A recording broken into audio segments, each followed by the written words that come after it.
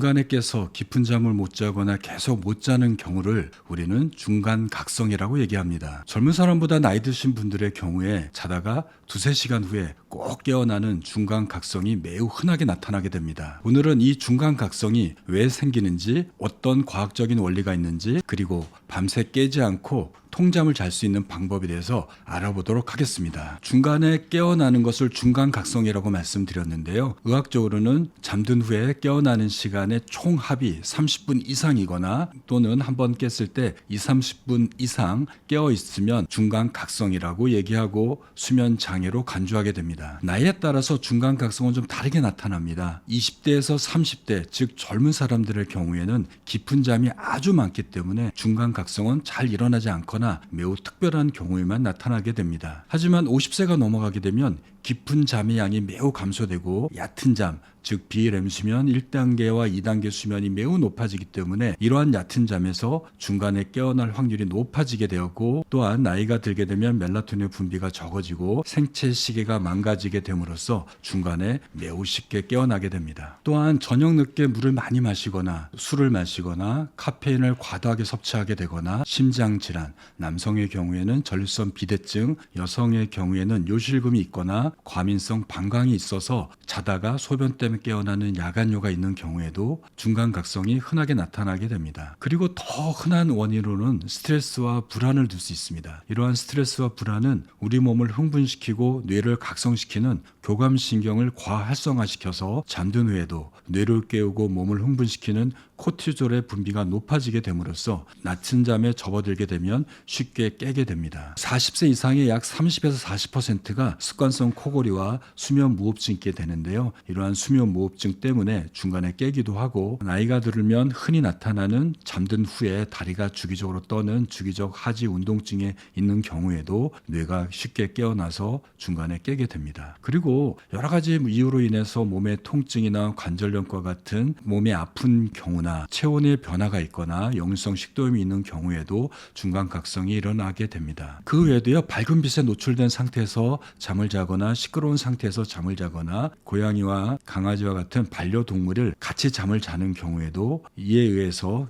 깨게 될 수 있습니다. 누구나 피할 수 없는 스마트폰의 빛에 노출되거나 스마트폰에서 나오는 소리에 노출되게 되면 쉽게 깨어나게 됩니다. 우리의 잠은 얕은 잠, 깊은 잠, 꿈잠으로 반복되게 됩니다. 즉 우리는 잠든 후에 계속 깊은 잠만 자는 것이 아니라 90분 간격으로 얕은 잠을 자게 되는데, 이럴 때 우리 몸을 자극하거나 뇌를 각성시키는 조건이 형성되거나 요인이 지속되게 되면 우리는 쉽게 깨게 됩니다. 하지만 첫 번째와 두 번째 사이클, 즉 1시간 반에서 3시간 사이에는 깊은 잠이 굉장히 많고 얕은 잠은 거의 없기 때문에 잘 깨지 않게 되지만, 3시간이 지난 후에는 얕은 잠과 더 얕은 잠인 꿈잠이 반복됨으로써 자연스럽게 쉽게 깰 수 있는 조건에 노출되게 됩니다. 우리는 잠자다가 4번에서 5번 정도 깨게 되는데요. 대부분의 경우에는 이렇게 깨는 것을 인지하지 못하고 다음의 수면 단계로 넘어가게 됩니다. 하지만 앞서 말씀드렸던 다양한 요인들에 노출되게 되면 깊은 잠 에서 얕은 잠으로 넘어갈 때 뇌의 각성, 신체의 과도한 과활성이 나타나게 되어서 쉽게 깨어나게 되고 완전 각성으로 넘어가서 더 이상 잠을 못 자게 됩니다. 또한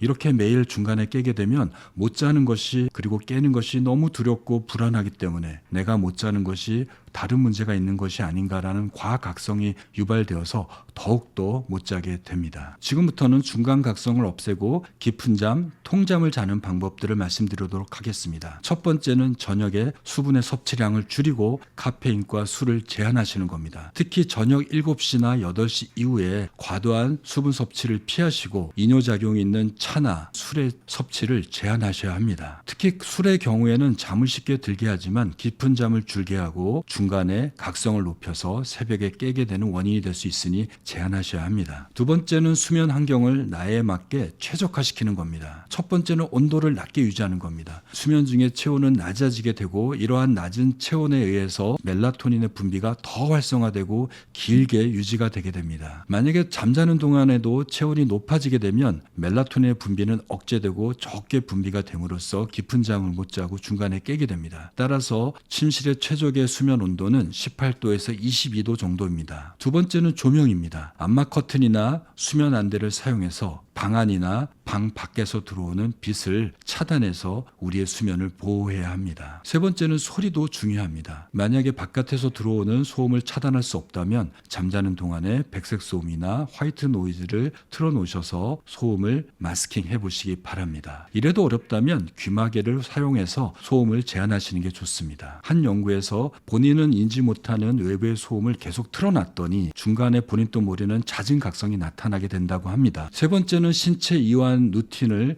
유지하는 겁니다. 잠자리에 일찍 드는 것만으로 수면 시간이 길어지지는 않습니다. 잠을 못 잔다고 너무 일찍 눕게 되면 더 새벽에 일찍 깨게 되고 깨어나서 더 못 자게 될 수 있습니다. 따라서 잠자는 시간과 기상 시간을 일관적으로 유지하는 루틴이 중요합니다. 이러한 같은 시간에 자고 깨는 것은 주말이나 휴일에도 유지해야 됩니다. 취침 시간은 내가 기상 시간으로부터 7시간 전으로 설정해 보시기 바랍니다. 이렇게 설정된 취침 시간 1시간 전부터 우리 몸을 흥분시키는 교감신경을 끈다는 마음으로 밝은 빛을 차단하고 과도한 자극이나 스트레스를 피하셔야 합니다. 이를 위해서는 잠자기 1시간 전부터는 긴장을 푸는 시간으로 활용하십시오. 재미없는 책을 보거나 잔잔한 음악을 듣거나 따뜻한 샤워를 하셔서 몸의 긴장을 풀어내시고 조용한 방에 앉아서 복식 호흡, 수면 스트레칭, 명상, 요가, 점진적 근육 이완법과 같은 뇌와 몸의 긴장을 푸는 활동을 해보신다면 보다 쉽게 잠들 수 있습니다. 이때 긴장을 풀어주는 카모마일 차를 마시거나 라벤더 오일을 활용해서 몸과 뇌의 긴장을 보다 쉽게 하도록 하면 더욱더 깊은 잠 단계가 잘 유지가 될 수 있습니다. 네 번째는 혈당과 음식을 조절하는 겁니다. 밤늦게 먹은 음식이 소화가 됨으로써 위장이 자극되고 그로 인해서 생체시계도 잠들 수 없는 상태가 유지됩니다. 또한 이렇게 섭취한 단 음식, 즉 포도당은 뇌를 깨우고 뇌를 자극할 수가 있게 됩니다. 혈당이 급상승하게 되고 다시 이것을 떨어뜨리기 위해서 인슐린이 분비가 되게 되면 이러한 높은 혈당 때문에 뇌가 활성화되고 혈당이 너무 낮아지게 되면 뇌가 다시 자극되는 악순환이 반복될 수 있게 됩니다. 따라서 취침 3시간 전 동안에는 음식을 드셔서는 안 됩니다. 정 허기가 진다면 바나나, 우유, 견과류 같은 음식을 조금 드셔서 허기만 면하시기 바랍니다. 다섯 번째는 낮잠은 짧게 자는 겁니다. 20분 이내의 짧은 낮잠은 졸음을 없애고 밤잠에 영향을 주지 않습니다. 특히 오후 2시에서 3시 이후에는 낮잠을 자서는 안 됩니다. 오후 늦게 자는 낮잠은 밤잠의 깊이를 낮출 수 있습니다. 여섯 번째는 카페인과 알코올, 니코틴의 섭취를 피하는 겁니다. 카페인은 오후 2시 이전에 섭취하시고요. 술은 가급적이면 드셔서는 안 됩니다. 담배에서 들어있는 니코틴도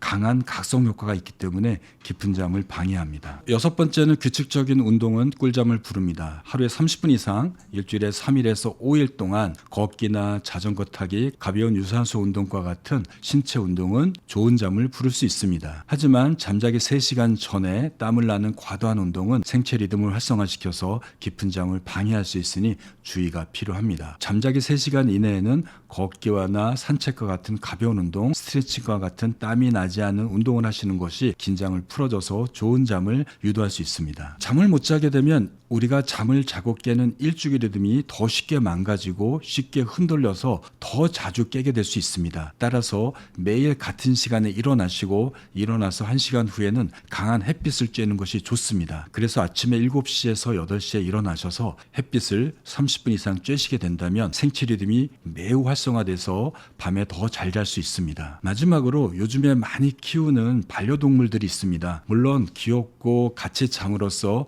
편안한 잠이 유도가 될 수 있지만 이런 경우에 반려동물이 움직이거나 반려동물에서 나타나는 여러 가지 알러지 문제로 인해서 본인의 수면은 방해받을 수 있습니다. 따라서 잠잘 때는 반려동물은 침실 바깥에 다른 공간에서 자도록 하는 것이 반려동물의 수면도 좋게 하고 본인의 수면도 건강하게 만들 수 있습니다. 이런 자가 노력에 의해서도 수면의 깊이가 조절되지 않고 중간에 깬다면 약물이나 보조식품들을 통해서 도움을 받을 수 있습니다. 요즘에 많이 판매되는 멜라토닌 보충제의 경우에는 특히 55세 이상의 경우에는 멜라토닌이 적기 때문에 복용 복용하시면 도움이 될 수 있습니다. 속방형, 즉 식물성 멜라토닌은 작용 시간이 2-3시간밖에 안 되기 때문에 잠이 들기가 어려울 때 활용하시면 비교적 효과를 얻을 수 있습니다. 하지만 중간에 깨는 경우에는 속방형 멜라토닌은 거의 효과가 없게 됩니다. 작용 시간이 2-3시간밖에 안 되니까 효과가 없을 수밖에 없는 거죠. 이런 경우에는 작용 시간이 긴, 즉 6시간에서 8시간 정도 지속되는 병원에서 처방되는 서방형 멜라토닌이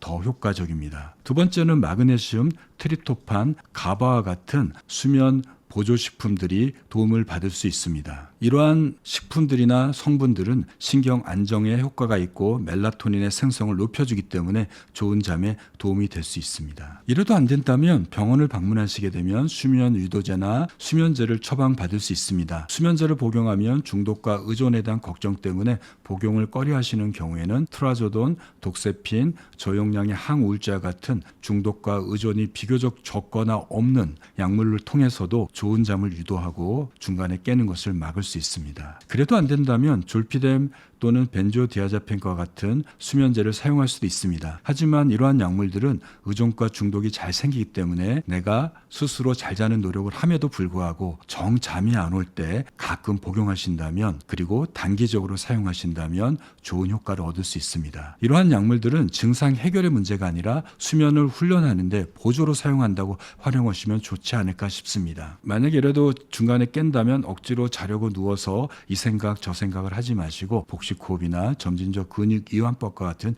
지친 루틴을 다시 해보시기 바랍니다. 시계나 스마트폰을 확인하셔서는 안 됩니다. 긴장과 불안이 높아서 더욱더 못 잘 수 있습니다. 이렇게도 20-30분 내에 잠이 안 온다면 거실로 나가서 노란 조명 켜놓고 재미없는 책을 보거나 명상이나 점진적 근육 이완법, 복식호흡을 다시 하십시오. 한번 잠들었다가 자주 깨는 수면 패턴은 수면의 질을 악화시키고 기억력을 감퇴하고 면역력을 떨어뜨릴 수 있습니다. 더 오래 잠을 자는 것은 단순히 침대에 오래 누워있는 것이 아니라 내 몸과 수면 환경, 나의 수면 리듬을 수면에 최적화시키는 과정이 필요합니다. 오늘 소개해드린 여러 가지 자가치료 전략 중에서 한 가지라도 먼저 실천해 보시기 바랍니다. 좋은 수면 습관으로 자리 잡도록 하신다면 여러분들도 깊은 잠과 좋은 잠, 그리고 깨지 않는 통잠을 잘 수 있을 것입니다.